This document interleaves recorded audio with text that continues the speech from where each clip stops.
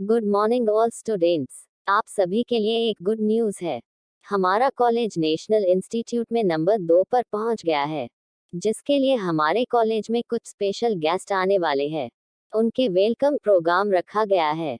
आप सभी स्टूडेंट्स को बढ़ चढ़कर पार्टिसिपेट करना है और हमारे कॉलेज की शान को बनाए रखना है। So all students best of luck. Principal की अनाउंसमेंट के बाद तालियों की गड़गड़ाहट शुरू हो जाती है। सभी स्टूडेंट आपस में बातें करते हैं। वाह यार, कॉलेज में प्रोग्राम में तो पक्का पार्टिसिपेट करूंगी है न विधु, तनु ने चहकते हुए कहा।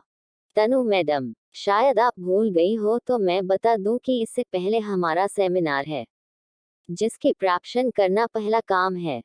विविधा तनु को सेमिनार के बारे में बताती है। तभी तनु अपने सिर पर टीप मारते हुए कहती है, ओ सेट, मैं तो भूल गई थी यार। अब क्या होगा, हम लोग पार्टिसिपेट नहीं कर पाएंगे, तनु उदास होकर कहती है। तभी विविधा उसका कंधा थामे हुए कहती है, टेंशन क्यों लेती हैं, हम पार्टिसिपेट कर सकते हैं सेमिनार के बाद। अभी तो फिलहाल लेट है, तब तक सेमिनार भी कंप्लीट हो जाएगा। विविधा की बात सुनकर तनु खुश होते हुए चहक जाती हैं। सच में विधु, हम पार्टिसिपेट कर सकते हैं। हाँ मेरी जान, अब चल, क्लास के लिए लेट हो रहे हैं, सारी बातें यही कर लोगी। हंसते हुए दोनों सहेली क्लासरूम में जाती हैं। क्लास में सभी लोग एक दूसरे से बातें करते हुए कहते हैं। तनु और विविधा भी उनकी बातें सुनती है। तुम सबको पता है, इस बार सेमिनार हमारे कॉलेज में नहीं रखा गया है। क्या कह रही हो वाणी तुम? तनु झट से उसे वाणी से पूछती है। इतने में विविधा भी आ जाती हैं। अगर सेमिनार हमारे कॉलेज में नहीं रखा गया है तो फिर कहाँ? रणथंभौर की राजश्री हवेली में। तभी वहां आती हुई तानिया उन सभी लोगों से कहती है, और ये बात तुझे कैसे पता चली? तनु भी तानिया की बात पर तपाक से बोलती है। तानिया फुल एटीट्यूड में कहती है, तानिया को सब पता रहता है। अभी अभी प्रिंसिपल सर के ऑफिस से गुजर रही थी, तभी मैंने मीटिंग हॉल में सभी को कहते हुए सुना कि इस बार सेमिनार कॉलेज में नहीं बल्कि राजस्थान के रणथंभौर में होगा। वाह, ये तो और भी अच्छी बात है। कितना मजा आएगा ना, हम सब राजस्थान में जाएंगे, तनु एक्साइटेड होकर कहती हैं। तभी तानिया फिर एक सस्पेंस खोलती है, और एक बात कहूँ, जिसे सुनकर तुम लोग खुशी के मारे नाचने लगोगे। क्या? सभी ने एक साथ कहा। अर्थव सर भी हमारे साथ चल रहे हैं, तानिया भी कहते हुए चहक उठी। साथ में सभी लड़कियां भी खुशी से झूम उठी, जैसे कोई बहुत बड़ी उपलब्धि हासिल कर लिया हो।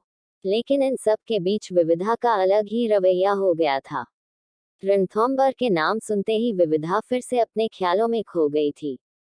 उसके कानों पर फिर से वही आवाज सुनाई पड़ती है, जैसे कोई उसे पुकार रहा हो। वो घबराहट और आवाज से खींच आकर अपने कान और आंखें कसकर बंद कर लेती हैं। तभी तनु की नजर विविधा पर जाती है। वो उसे हिलाते हुए कहती है, विधु, क्या हुआ तुझे? तनु के हिलाने पर भी वो नहीं सुन रही थी। तभी तनु उसे झकझोरते हुए कहती है, विधु, विधु, क्या हुआ तुझे? हाँ। विविधा के होश में आने पर तनु और उसकी बाकी की सहेलियां उससे पूछती है, क्या हो गया था तुझे विधु? पता नहीं मुझे क्या हो गया था, कुछ आवाजें आ रही थी बहुत तेज।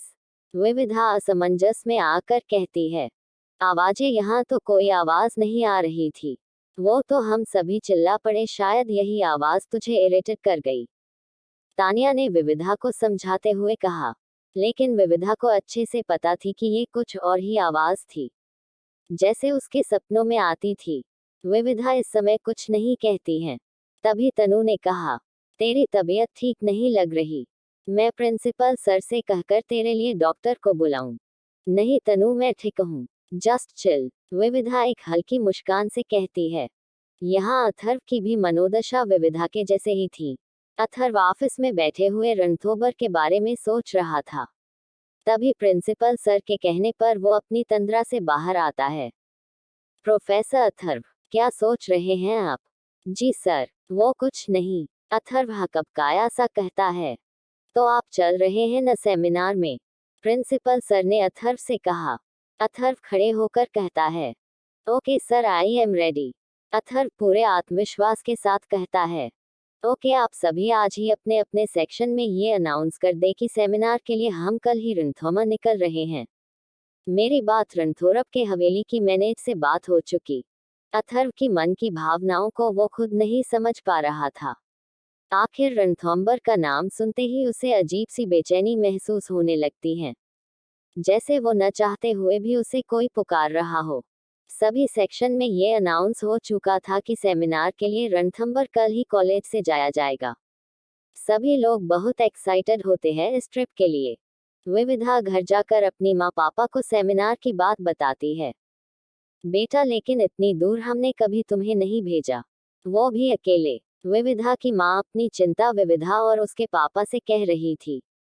विविधा अपनी माँ को समझाती है, माँ मैं अकेली कहाँ जा रही हूँ, कॉलेज के टीचर्स भी तो होंगे और क्लास के सारे क्लासमेट भी जा रहे हैं।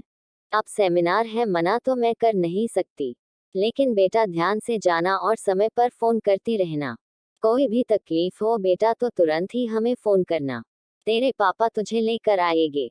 अपनी माँ को इतनी चिंता में देखते हुए विविधा गले लगा लेती है। माँ, आप इतनी टेंशन क्यों लेती हो, कोई दिक्कत नहीं होगी। अच्छा ठीक है, मैं फोन करती रहूंगी और आपको सारी बातें बताती रहूंगी। ओके ठीक है बेटा, पर जाना कब है? कल सुबह ही निकलना है कॉलेज से।